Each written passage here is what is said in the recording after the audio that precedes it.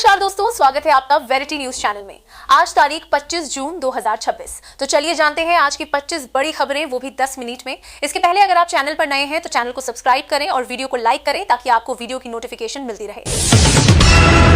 क्या है omega block heat wave जिससे झुलस रहा यूरोप इस समय भीषण गर्मी की चपेट में है। ये स्थिति निरंतर बने रहने वाले हाई प्रेशर सिस्टम के कारण उत्पन्न हुई, जिसे ओमेगा ब्लॉक कहा जाता है। ये एक स्थिर वायुमंडलीय पैटर्न होता है जिसमें एक हाई प्रेशर सिस्टम दो लो प्रेशर सिस्टम के बीच फंस जाता है। इसमें मौसम कई दिनों तक एक ही जगह लॉक हो जाता है। हिमाचल में भरभराकर टूटा 190 फीट लंबा पुल, नदी में गिरा डंपर, भयावह वीडियो आया सामने। हिमाचल प्रदेश के किन्नौर जिले में सतलुज नदी पर बना 190 फीट लंबा वैली ब्रिज मंगलवार को टूट गया। ये पुल किन्नौर और शिमला को लाहौल स्पीति के काजा से जोड़ता है। वीडियो में दिख रहा है कि डंपर के गुजरने के बाद पुल भरभराकर नीचे गिर जाता है। हालांकि इस डंपर का चालक सुरक्षित है। भारत ने बांग्लादेश में भगवान राम की प्रतिमा के साथ अभद्रता को लेकर दी प्रतिक्रिया। भारतीय विदेश मंत्रालय ने बांग्लादेश में भगवान राम के अपमान को लेकर जारी विरोध प्रदर्शनों पर प्रतिक्रिया दी है। मंत्रालय ने कहा, भगवान की तस्वीरों के साथ वहां अभद्रता हुई, जिसके चलते वहां विरोध प्रदर्शन हुआ है। हमें उम्मीद है कि बांग्लादेश सरकार वहां चरमपंथियों पर अंकुश लगाएगी और अल्पसंख्यक समुदाय के लोगों की सुरक्षा सुनिश्चित करेगी। के लिए मूसलाधार बारिश, हीट वेव और गर्म रातें होने की चेतावनी दी जाए। अब भारत मौसम विज्ञान विभाग IMD ने 24 जून के लिए तटीय कर्नाटक, गोवा और असम, मेघालय, मध्य महाराष्ट्र, ओडिशा, सब हिमालयन, पश्चिम बंगाल, सिक्किम व तेलंगाना के कुछ हिस्सों में भारी से अत्यधिक भारी बारिश की चेतावनी जारी की है। बिहार, पूर्वी मध्य प्रदेश, पूर्वी उत्तर प्रदेश व विदर्भ महाराष्ट्र में हीट वेव, जबकि झारखंड में गर्म रातें होने की आशंका। में नौकरी का मौका, असिस्टेंट प्रोफेसर के 373 पदों पर निकली भर्ती। हिमाचल प्रदेश लोक सेवा आयोग HPPSC ने उच्च शिक्षा विभाग के तहत असिस्टेंट प्रोफेसर के 373 पदों पर भर्ती निकाली है। भर्तियां कॉलेज कैडर के लिए की जा रही हैं, जिसके लिए आवेदन प्रक्रिया शुरू हो गई है और अंतिम तिथि 14 जुलाई है। इस दौरान चयनित उम्मीदवारों को ट्रेनी पद पर रखा जाएगा और उनकी सैलरी प्रतिमाह 35,000 रुपए होगी। अब भारत ने पोक में हिंसा को लेकर पाकिस्तान के आरोपों पर दिया करारा जवाब। पाकिस्तानी रक्षा मंत्री खवाजा आसिफ के बयान, पोक में हिंसा के लिए भारत जिम्मेदार है, पर भारतीय विदेश मंत्रालय ने कहा है, ऐसी टिप्पणियां पाकिस्तान द्वारा अपनी नाकामियों को छिपाने और मानवाधिकार उल्लंघनों से ध्यान भटकाने की कोशिशें हैं। मंत्रालय ने कहा, पाकिस्तान अधिकृत कश्मीर पोक में जारी विरोध प्रदर्शन पाकिस्तान की दशकों पुरानी नीतियों का सीधा परिणाम है। शिक्षा मंत्री प्रधान ने कॉकरोच जनता पार्टी के प्रदर्शन पर पहली बार दी प्रतिक्रिया। केंद्रीय शिक्षा मंत्री धर्मेंद्र प्रधान ने कॉकरोच जनता पार्टी CJP के विरोध प्रदर्शन पर पहली बार प्रतिक्रिया दी है। उन्होंने NDTV से बातचीत में कहा, ये अशांति फैलाने वाले लोगों की B टीम है। इन लोगों को लोकतंत्र ठुकरा चुका है और ये अब भेष बदल कर आए हैं। गौरतलब है कि CJP ने प्रधान के इस्तीफे की मांग की है। उम्र के बारे में सोचकर समय बर्बाद नहीं करता। FIFA WC में सर्वाधिक गोल करने वाले मेसी। FIFA विश्व कप इतिहास में सर्वाधिक गोल करने वाले 38 वर्षीय लियोनेल मेसी ने अपनी उम्र को लेकर उठ रहे सवालों को खारिज किया है।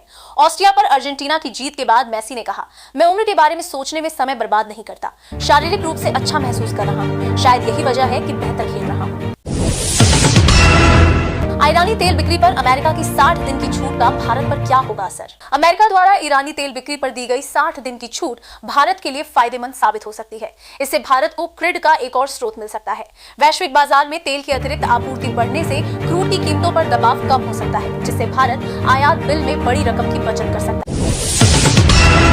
राम के CM विजय ने दोहराया स्टालिन का वायरल हैंड जयस्वर, तालियां बजाने लगे। विधायक तमिलनाडु विधानसभा में अपना भाषण खत्म करने के बाद मुख्यमंत्री विजय ने स्पीकर से इजाजत ली और पूर्व मुख्यमंत्री MK स्टालिन से जुड़ा एक वायरल हैंड जयस्वर दोहराया। इसके बाद सभा में मौजूद सदस्य जोरदार तालियां बजाने लगे। अपने भाषण के दौरान विजय ने DMK की आलोचना की और पार्टी फंड के नाम पर पैसे इकट्ठा करने का आरोप लगाया। पुलिस वाले ने कहा था, तुमको बर्बाद कर देंगे, रोड पर भीख मांगोगे। खान सर केस वाले रोशन आनंद। पटना के कोचिंग शिक्षक रोशन आनंद ने खान सर से जुड़े कोचिंग सेंटर फायरिंग केस को लेकर एक पॉडकास्ट में कहा है कि उन्हें गिरफ्तार करते वक्त एक पुलिस वाले ने धमकाया था। बकौल आनंद, पुलिस वाले ने उनसे तुमको बर्बाद कर देंगे, रोड पर भीख मांगने को मजबूर हो जाओगे कहा था। उन्होंने कहा, किसकी सह पर यह कहा गया? चीनी सुपर कंप्यूटर बना दुनिया का सबसे तेज सुपर कंप्यूटर, अमेरिका को पछाड़ा। चीन के शेनज़ेन स्थित विशाल कंप्यूटिंग सिस्टम लीनेशाइन को दुनिया का सबसे तेज सुपर कंप्यूटर घोषित किया गया है और इसके साथ ही चीन ने इस सूची में अमेरिका को पीछे छोड़ दिया है। लीनेशाइन के परीक्षण परिणाम अमेरिका के कैलिफोर्निया स्थित लॉरेंस लिवरमोर नेशनल लैबोरेटरी के EI कैपिटान सुपर कंप्यूटर से 20% से अधिक तेज पाए गए। रोहित शर्मा ने दिखाई दरियादिली, फैन को पीछे धकेलने पर बॉडीगार्ड को लगाई फटकार। वीडियो वायरल पूर्व भारतीय कप्तान रोहित शर्मा का एक वीडियो ऑनलाइन वायरल हुआ है, जिसमें एक फैन को धक्का देने पर वो अपने बॉडीगार्ड को फटकार लगाते नजर आ रहे हैं।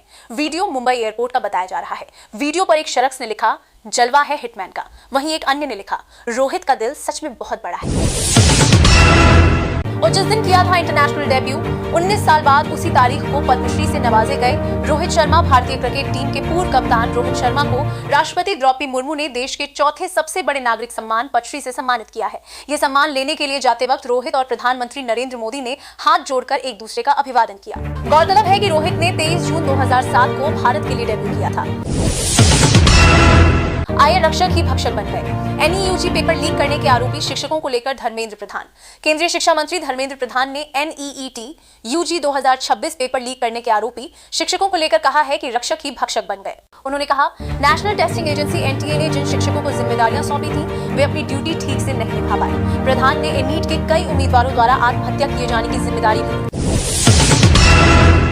रुपया 500 करोड़ की लागत से बनी सड़क उद्घाटन से 4 दिन पहले धंसी। बीडीए के प्रोजेक्ट पर उठे सवाल। बेंगलुरु डेवलपमेंट अथॉरिटी बीडीए द्वारा 500 करोड़ की लागत से बनाई गई सड़क उद्घाटन से 4 दिन पहले ही धंस गई, जिसकी तस्वीरें सामने आई हैं। 10.7 किलोमीटर लंबी ये सड़क मगडी रोड के कडबगेरे क्रॉस को मैसूर रोड से जोड़ती है और इसका उद्घाटन 27 जून को होना है। सड़क का लगभग 20 मीटर लंबा हिस्सा धंसा है।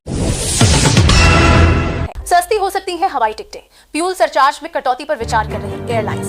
रिपोर्ट के मुताबिक क्रूड और विमान ईंधन की कीमतों में गिरावट के बीच भारतीय एयरलाइंस इस साल लगाए गए फ्यूल सरचार्ज को चरणबद्ध तरीके से हटाने पर विचार कर रही हैं। अगर ये लागू होता है तो हवाई किराए में कमी आ सकती है। हालांकि अंतिम निर्णय लेने से पहले एयरलाइंस एटीएफ कीमतों में स्थिरता का आकलन कर रही है।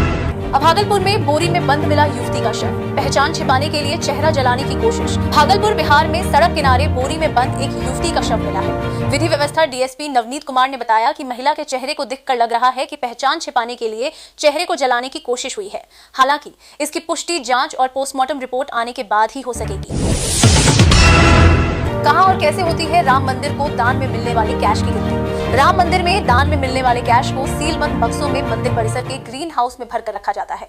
ग्रीन हाउस में श्री राम जन्मभूमि तीर्थ क्षेत्र टूस्ट और एसबीआई की एक टीम रोजाना मशीनों और हाथ से कैश की गिनती करती है। इसके बाद अलग अलग बंडलों में कैश सीलबंद बक्सों में रखकर बैंक भेज दिया जाता है। व्यापार समझौते को लेकर कांग्रेस का हमला। और कांग्रेस ने केंद्र सरकार से कहा है कि किसी भी अंतर्राष्ट्रीय व्यापार समझौते में भारत के हितों से समझौता नहीं होना चाहिए। पार्टी ने सरकार से पारदर्शिता बनाए रखने की मांग की है। नमस्कार दोस्तों, स्वागत है आपका वेरिटी न्यूज चैनल में। आज तारीख 23 जून 2026। तो चलिए जानते हैं आज की 25 बड़ी खबरें, वो भी 10 मिनट में। इसके पहले अगर आप चैनल पर नए हैं तो चैनल को सब्सक्राइब करें और वीडियो को लाइक करें ताकि आपको वीडियो की नोटिफिकेशन मिलती रहे। लखनऊ कोचिंग अग्निकांड पर सरकार सख्त।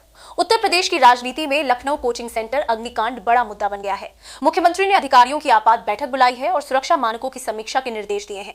विपक्ष सरकार को प्रशासनिक लापरवाही के मुद्दे पर घेर रहा है। आने वाले दिनों में इस मामले पर विधानसभा में भी हंगामा देखने को मिल सकता है। मानसून और किसानों के मुद्दे पर सरकार की तैयारी। राज्य में मानसून की असमान स्थिति को देखते हुए सरकार ने जिलाधिकारियों को सतर्क रहने के निर्देश दिए हैं। पूर्वी उत्तर प्रदेश में बारिश की संभावना है, जबकि पश्चिमी जिलों में गर्मी जारी है। सरकार किसानों के लिए राहत पैकेज की तैयारी में जुटी है।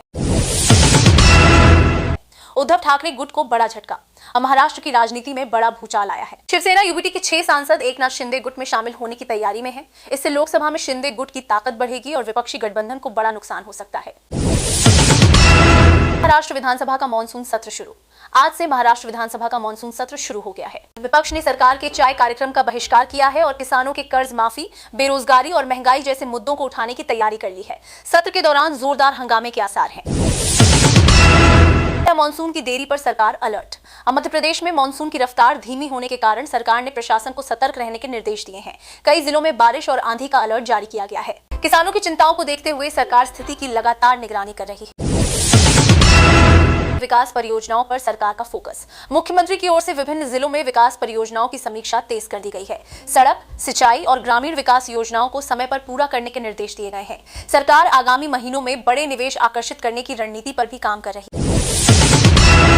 वो ब्रिक्स सुरक्षा बैठक की मेजबानी कर रही है दिल्ली। राष्ट्रीय राजधानी दिल्ली आज ब्रिक्स देशों की राष्ट्रीय सुरक्षा सलाहकार बैठक की मेजबानी कर रही है। आतंकवाद, साइबर सुरक्षा और वैश्विक तनाव जैसे मुद्दों पर चर्चा हो रही है। इसे भारत की बढ़ती वैश्विक ताकत के रूप में देखा जा रहा है। संसद सत्र की तैयारियों पर राजनीतिक गतिविधियां तेज। और दिल्ली में केंद्र सरकार और विपक्ष दोनों आगामी संसद सत्र की तैयारियों में जुटे हैं। विपक्ष महंगाई, रोजगार और राज्यों से जुड़े मुद्दों को उठाने की तैयारी कर रहा है, जबकि सरकार अपने विधेयकों को आगे बढ़ाने की रणनीति बना रही है।